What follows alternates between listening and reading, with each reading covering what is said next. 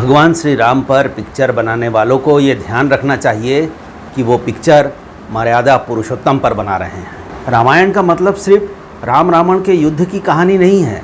रामायण के कई अनछुए पहलू हैं, उन्हें कब उजागर किया जाएगा, उन पर क्यों नहीं रिसर्च किया जाता है। रामायण के किरदार और उसकी पूरी कहानी वैज्ञानिक तथ्यों पर आधारित कहानी है। उस वैज्ञानिक तथ्य को लोगों के सामने कब लाया जाएगा। मेरठ के कवि हैं, बुजुर्ग कवि हैं हरिओम पवार। उन्होंने भगवान श्री राम पर कुछ पंक्तियाँ लिखी हैं। उनमें से कुछ मुझे याद है जो मैं आपको सुनाना चाहूँगा कि राम नहीं है नारा बस विश्वास है, भौतिकता की नहीं है दिल की प्यास है। राम हुआ है नाम लोक हितकारी का, रावण से लड़ने वाली खुददारी का। राम नहीं मिलते मंदिर के फेरों में, राम मिले शबरी के झूठे बेरों में। राम मिले थे वचन निभाती आयु को, राम मिले थे घायल पड़े जटायु को। राम मिले थे ममता की माँ कौशल्या को, राम मिले थे पत्थर बनी अहिल्या को। राम मिले थे हनुमान के सीने में, राम मिलेंगे मर्यादा से जीने में।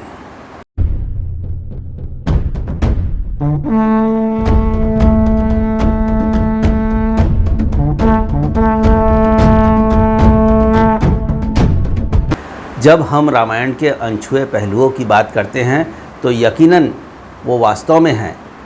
जैसे कि मैं आपको एक कहानी सुनाता हूँ जिसमें आपको समझ में आएगा कि ये तथ्य आज तक लोगों के सामने उजागर नहीं हुए और हमें क्यों नहीं इन तथ्यों को उजागर करना चाहिए।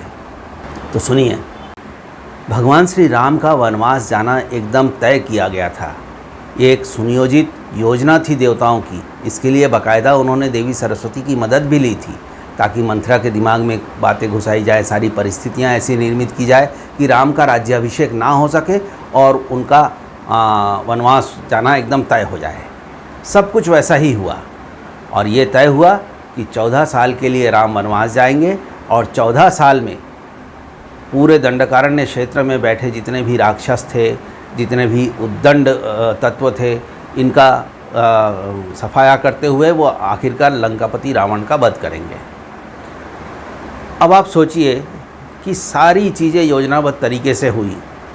उसी योजना के तहत वन गमन के समय साधु का वेश धारण करने वाले राम, लक्ष्मण और सीता तीनों रवाना हुए तो सब कुछ उन्होंने त्याग दिया, लेकिन उनके कंधे पर धनुष और तरकस, तीक्ष्ण बाणों से और खतरनाक आयुधों से भरे हुए तरकस उनके कंधे पर लटके थे, जो ये बताता है कि राम का वनवास जो है कोई साधारण वनवास नहीं था, उसके पीछे एक योजना थी।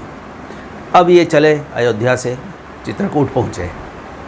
चित्रकूट के लोकपाल जो हैं मत्स्य गजेंद्र नाथ जी हैं।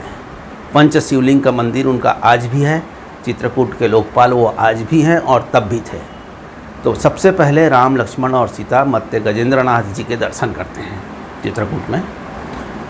और जब मंदिर से बाहर आते हैं तो राम जी को लगता है कि चित्रकूट के लोकपाल के हमने दर्शन तो कर लिए पर उनसे आज्ञा नहीं ली। तो अपने भाई लक्ष्मण से कहते हैं कि लक्ष्मण, तुम दोबारा मंदिर में जाओ और मत्स्य गजेंद्र नाथ जी से आज्ञा लो कि हम चित्रकूट में रहना चाहते हैं। तो लक्ष्मण फिर से जाते हैं। तब मत्स्य गजेंद्र नाथ जो है निर्वस्त्र रूप में उनके सामने प्रकट होते हैं। उनका एक हाथ लिंग में रहता है और एक हाथ मुंह पर। अब इस अवस्था को देखकर लक्ष्मण जी उन्हें प्रणाम करते हैं और वापस आ जाते हैं। आकर के भैया को बताते हैं कि मैंने ये ऐसा ऐसा देखा। तो राम मुस्कुराते हैं हौले से और वो कहते हैं कि इसका मतलब ये है लक्ष्मण कि हमें पूरे वनवास के दौरान संयम बरतना होगा और बोलचाल में बहुत सावधानी बरतनी होगी। फिर अगले दिन जब वो मत्स्य गजेंद्र नाथ जी के दरबार में हाजिर होते हैं, उनके मंदिर में जा कर के उन्हें प्रणाम करते हैं, तो मत्स्य गजेंद्र नाथ उन्हें शिक्षा देते हैं, समझाते हैं कि ऋषि विश्वामित्र ने तुम्हें युद्ध कला में निपुण बनाया, बला अतिबला की शिक्षा दी। बला अतिबला की शिक्षा क्या है, इसके बारे में भी लोगों को नहीं पता है, इसे उजागर करना चाहिए। बला अतिबला का मतलब है कि कम से कम भोजन में, कम से कम पानी में अपनी शक्ति को, अपनी ऊर्जा का संचय करके रखना और ज़्यादा दिनों तक युद्धरत रह सके। ये बला अतिबला की शिक्षा ऋषि विश्वामित्र ने राम और लक्ष्मण को दी थी। तो मत्स्य गजेंद्र नाथ उन्हें याद दिलाते हैं कि बला अतिबला की शिक्षा तो तुम्हें मिल चुकी है। तुम्हारे तरकस अच्छे अच्छे आयुधों से और अच्छे अच्छे तीरों और बाणों से भरे पड़े हैं। लेकिन तुम्हारा जो कर्म क्षेत्र होने वाला है, तुम्हारा जो युद्ध क्षेत्र होने वाला है यहाँ से आगे, इसके बारे में तुम्हें क्या जानकारी है? तो तुम्हें चित्रकूट में रुकना होगा और ये जानना होगा कि यहाँ से आगे जंगल का क्या हाल है। गहन जंगल है, दंडकारण्य का जंगल बहुत गहरा है, उस समय भी था, आज भी जितना जंगल बचा हुआ है वो भी बहुत घना है। इसके साथ तुम्हें ये करना होगा कि जो वनवासी उन जंगलों में रह रहे हैं वो सारे के सारे उन दैत्य, असुर और राक्षसों के प्रभाव में हैं। वो उनसे उद्दंडता करवाते हैं, वो उनके जीने की राह को पूरी तरह पथभ्रष्ट कर दिए हैं। तो सबसे पहले तुम्हें उन वनवासियों को अपने पक्ष में करना होगा, उन्हें वैदिक संस्कृति का ज्ञान देना होगा, उन्हें जीने का सलीका सिखाना होगा। और बदले में वो तुम्हें क्या सिखाएंगे? बदले में वो तुम्हें बताएंगे कि जंगल के कौन से इलाके में कौन से खतरनाक पशु पक्षी होते हैं, कौन से फल कंद मूल खाए जा सकते हैं, कौन सी वनस्पति औषधीय कामों में आती है, किस बीमारी की में कौन सी औषधीय वनस्पति या जड़ काम आता है। ये सब शिक्षा तुम्हें वनवासियों से मिलेगी। तो इसके लिए तुम्हें वनवासियों के बीच अपनी पैठ बनानी पड़ेगी। तब राम, लक्ष्मण और सीता एक के बाद एक चित्रकूट के आसपास के गांवों में भ्रमण करने लगे। वहां जाकर उन लोगों को सनातन धर्म की शिक्षा देने लगे, वैदिक संस्कृति समझाने लगे। तो जो वनवासी थे, जो राक्षसों के प्रभाव में थे, उनको देखिए, कोई भी उद्दंडता आप भी करते हैं ना, तो आप उद्दंडता करते वक्त तो आपको बहुत आनंद आता है, लेकिन बाद में आपका अंतर्मन आपको कचोटता ज़रूर है कि अरे यार ठीक नहीं किया। तो उन वनवासियों का, उन आदिवासियों का मन उनको कचोटता था कि हम ऋषि मुनियों के कार्यों में जो व्यवधान डाल रहे हैं ये ठीक नहीं है। और जब भगवान श्री राम आकर के उन्हें समझाने लगे, भगवान श्री राम के बारे में वो पहले भी जान चुके थे, क्योंकि ताड़का का वध करने के बाद राम की थोड़ी बहुत ख्याति तो उन वनांचलों में हो चुकी थी। फिर क्या हुआ? तो जब ये राम जी उन्हें समझाने लगे और एक गांव से दूसरे गांव और एक कबीले से दूसरे कबीले या एक कस्बे से दूसरे वन ग्राम में जाते वक्त रास्ते में जो भी इस तरह उद्दंड करने वाले राक्षस मिलते और उनको वो राम लक्ष्मण दोनों अपने दिव्य अस्त्रों से उनका खात्मा करते हुए चल रहे थे। तो बड़ी मतलब राम जी की जय जयकार होने लगी कि अरे चलो ये तो राक्षसों को मार देते हैं, अब इनकी बात सुन सकते हैं हम, क्योंकि ये शक्तिशाली है उनसे ज़्यादा। तो ऐसा करते करते पूरे 11 वर्ष बीत गए और राम जी के नाम का जो ढिंढोरा है वो दंडकारण्य के सुदूर जंगलों तक पहुंच गया। सुदूर वन ग्रामों में उनके राम की, जहां राम पहुंचे नहीं थे वहां तक उनके नाम की ख्याति पहुंच गई कि एक अयोध्या का राजकुमार अपने भाई और अपनी पत्नी के साथ इस ओर आने वाला है, जो हमें अच्छी संस्कृति, अच्छे संस्कार सिखाने वाला है और इन राक्षसों को मारने वाला है। तो राम जी की जय जयकार होने लगी। अब ये खबर राक्षसों के राजाओं पर और वो जो प्रमुख राक्षस उस दंडकारण्य के क्षेत्र में उस समय तैनात थे रावण की तरफ से, उनके पास पहुंची। वो लोग बेचैन हो गए कि अरे ये क्या हो रहा है, हमारे आधिपत्य में जो लोग थे वो तो हमारे हाथ से निकले जा रहे हैं, हमारे लोगों को मारा जा रहा है। तो वो और ज़्यादा उद्दंडता करने लगे, वो ऋषि मुनियों का वध करने लगे, उनके यज्ञ में, उनके हवन में व्यवधान उत्पन्न करने लगे। 11वें वर्ष की बात है, एक समय ऐसा आया कि सारे ऋषि मुनि त्राहिमाम त्राहिमाम करते करते चित्रकूट पहुँचे और भगवान श्री राम के चरणों में गिर गए कि हे प्रभु, अब आप कुछ उपाय कीजिए, अब आप फाइनल लड़ाई लड़िए और इनको मार के भगाइए, हमें बचाइए। तब भगवान श्री राम, लक्ष्मण और सीता जी ने मत्स्य गजेंद्र नाथ से आज्ञा ली और चित्रकूट से रवाना होकर घने जंगल की तरफ चले गए। तो जिस काम के लिए उन्हें 14 साल दिया गया था कि आपको इन राक्षसों को मारना है और अंत में रावण का वध करना है, उसके लिए ज़मीनी स्तर पर तैयारी करने के लिए 11 साल का समय, सोचिए 11 साल का समय उन्होंने एक स्थान पर रहकर गुजार दिया। क्या ये हमारे लिए शिक्षाप्रद घटना नहीं है? क्या ये रामायण के इस अनछुए पहलू को उजागर करने से हमारे युवाओं को प्रेरणा नहीं मिलेगी? इस पर क्यों नहीं कोई फिल्म बनाता है? उसके बाद क्या होता है सुनिए। अब इस तरह राम, सीता और लक्ष्मण जो है राक्षसों का अंत करते हुए वो पहुंच जाते हैं पंचवटी। पंचवटी में शूर्पणखा कांड होता है। शूर्पणखा कांड के बारे में आप लोग सब जानते हैं, है ना। जंगल के कानून के अनुसार अगर कोई स्त्री आपसे प्रणय निवेदन करती है तो उसे स्वीकारना आपका कर्तव्य है। अगर आप उसे अस्वीकार करते हो तो ये उसका अपमान है।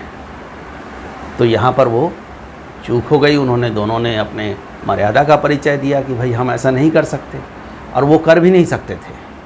आगे मैं बताऊंगा कि क्यों नहीं कर सकते थे। फिर उन्होंने शूर्पणखा के साथ हाथापाई हुई तो किसी हथियार से उनके नाक में चोट वोट लग गई, थोड़ी नाक कट गई। वो सीधे रावण के दरबार में पहुंची। तो रावण को ये पता चला। रावण को लगा कि अच्छा, दंडकारण्य में ये हो रहा है। अयोध्या के 2 राजकुमार, देवी सीता उनके साथ हैं, और वो इस तरह से आगे बढ़ रहे हैं और हमारे राक्षसों का अंत कर रहे हैं। यहाँ तक कि जो शूर्पणखा है वो तो योग्य राक्षसी है, सभी तरह की कलाओं से में माहिर है, उसे भी मारकर भगा दिया इन लोगों ने। तो रावण सोचता है क्यों ना इन्हें मज़ा चखाया जाए। तब वो पहुँचता है मारीच के पास। मारीच रावण का मामा है। मारीच से रावण कहते हैं कि तुम सोने का हिरण बनना और मैं साधु बन के भिक्षा लेने जाऊंगा। तुम राम और लक्ष्मण को उनसे दूर कर देना कुटिया से, और मैं तब जाकर के सीता से भिक्षा लूँगा और उसे उठा करके ले आऊँगा। अभी आपको एक कहानी लगती है, जबकि हम सभी जानते हैं और बहुत अच्छे से मानते हैं कि रामायण कहानी नहीं है। तो जब रामायण कहानी नहीं है तो उसमें एक ऐसा राक्षस मौजूद है जो अपने शरीर के अणुओं, परमाणुओं का विखंडन करता है और फिर अपनी इच्छा के अनुसार दूसरे जानवर के रूप में उसका संयोजन भी कर लेता है उन अणुओं, परमाणुओं का। ये क्या है? एक आदमी का सोने के हिरण में बदल जाना कोई मजाक है? इसके पीछे पूरा विज्ञान है। और ये विज्ञान कहाँ है? ये विज्ञान वेदों में है। रावण चारों वेदों का ज्ञाता था। रावण चारों वेदों के ज्ञान को सिर्फ अपने पास आत्मसात नहीं किया था, उसने उनका प्रायोगिक उपयोग किया था। उसने ये जाना था कि मनुष्य की इच्छा शक्ति अगर दृढ़ हो तो वो प्रकृति के 5 तत्वों को अपने अनुसार ढाल सकता है। और यही वो अपने मारीच जैसे अपने कुछ अनुचरों को उसने ये सिखाया था। अब आप सोचिए कि जो आदमी, मान लीजिए कि मैं अपने शरीर के 5 तत्वों से बने शरीर के अणुओं और परमाणुओं का विखंडन कर देता हूँ और इनको सब तोड़ लेता हूँ, हवा में विलीन हो जाता हूँ, और फिर मैं उसे अपनी इच्छा से किसी दूसरे जीव में परिवर्तित कर लेता हूँ, तो आप मुझे कैसे मारेंगे? या फिर आपने जैसे मेरे तरफ गोली चलाई और मैंने अपने शरीर का विखंडन कर लिया और घूम के आपके पीछे जाके फिर से संयोजित कर लिया, तो आप मुझे कैसे मारेंगे? तो हम जो ये दिव्य अस्त्र का उपयोग किया और दिव्य अस्त्रों का जो जिक्र करते हैं, वो दिव्य अस्त्र क्या होते थे? रामायण सीरियल में आपने देखा है ना कि वो तीर कमान लेकर के और ऐसे मंत्रों को पढ़ते थे और फिर चलाते थे। ये उन 5 तत्वों के, उन अणु परमाणुओं के जो विखंडन और संयोजन का खेल है, उसको रोकने का दिव्य अस्त्र है।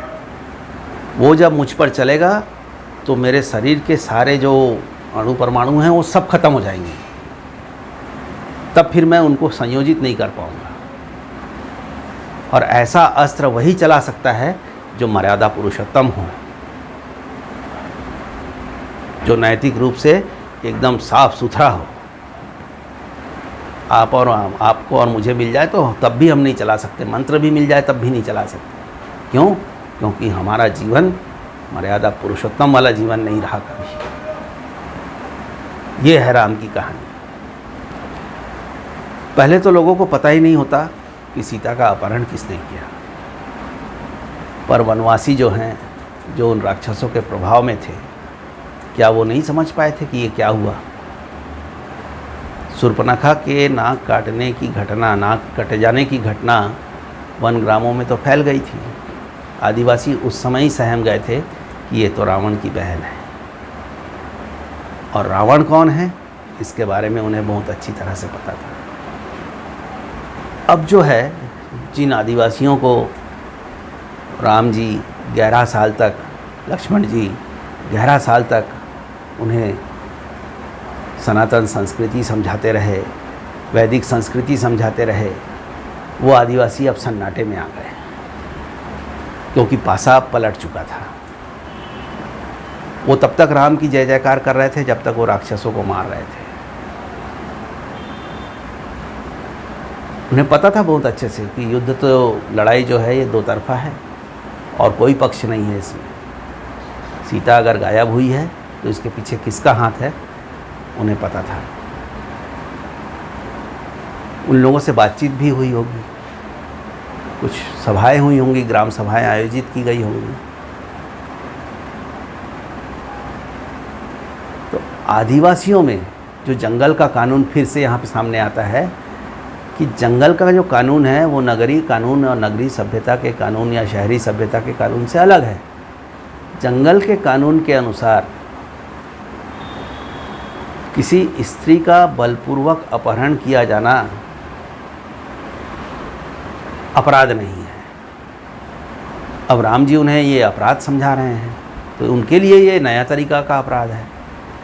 अगर आप बलवान हैं तो आप अपहरणकर्ता को पराजित कीजिए और अपनी पत्नी को छुड़ा लाइए, ये जंगल का कानून है। और जंगल में जंगल का कानून ही लागू होगा, शहर की सभ्यता का, नगरीय सभ्यता का कानून लागू नहीं होगा।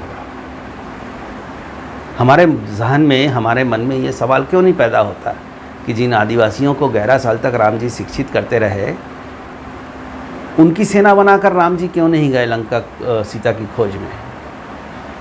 उसका कारण यही था कि वो ज़्यादातर समय तक तो वो उन्हीं के प्रभाव में थे, राक्षसों के प्रभाव में थे। और इसके अलावा वो जानते थे कि हमारे बस की बात नहीं है कि हम इनसे युद्ध कर सकें। अगर आप अपने शत्रु को जानते हैं, उसकी ताकत को पहचानते हैं, तो आप कभी नहीं लड़ पाएंगे। जो मोहल्ले के या किसी इलाके के बड़े बड़े गुंडे बदमाश होते हैं ना, वो अनजान आदमी से ही पीटते हैं, जानने वाला कभी नहीं मार सकता। वो पहले से ही डरा हुआ है। अब ठीक है, आदिवासी साथ नहीं दे रहे हैं। सीता के अपहरण की जो घटना हुई है वो दंडकारण्य में हुई है। दंडकारण्य के वो भी दक्षिण कौशल में हुई है। दक्षिण कौशल मतलब राम का ननिहाल। कौशल्या दक्षिण कौशल की राजकुमारी थी। अब राम जी अगर चाहते तो दंडकारण्य के आसपास जितने भी राज्य हैं, उन राज्यों में संदेश भिजवाते कि मेरी भार्या का अपहरण हुआ है, उसकी तलाश में मुझे लगना है, मुझे सैन्य शक्ति की आवश्यकता है। ऐसा कोई राज्य नहीं था, ऐसा कोई राजा नहीं था जो राम जी की मदद के लिए तत्पर नहीं होता। लेकिन इसमें जंगल का कानून टूट जाता है। और 11 साल तक आदिवासियों को अपने विश्वास में लेकर उन्हें जो शिक्षा उन्होंने भगवान श्री राम लक्ष्मण ने उन्हें बताया था, वो पूरा धूल-धूसरित हो जाता है। इसलिए भगवान श्री राम ने तय किया कि चाहे कुछ हो जाए, मैं जहाँ हूँ उसी के कानून के अनुसार ये लड़ाई लड़ूंगा, ताकि इन लोगों में मेरा भरोसा बना रहे। तब इतना तो पता चलता है कि वो सीता को लेकर के दक्षिण दिशा की ओर गए हैं। तब वो दक्षिण दिशा की ओर बढ़ना शुरू करते हैं। फिर अंत में जाके सुग्रीव की मदद लेते हैं।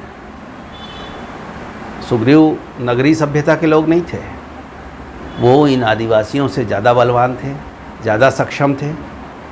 उनके पास जो सेना थी वो सुसंयोजित सेना थी, पर वो रहते तो जंगल में ही थे, वनवासी ही थे, इसलिए उनकी मदद लेना कहीं से भी गलत नहीं थी। और रामायण में जो वानर सेना इकट्ठी की गई और वानर सेना को लेकर के जो लंका पर चढ़ाई हुई, उसके पीछे यही सत्य है।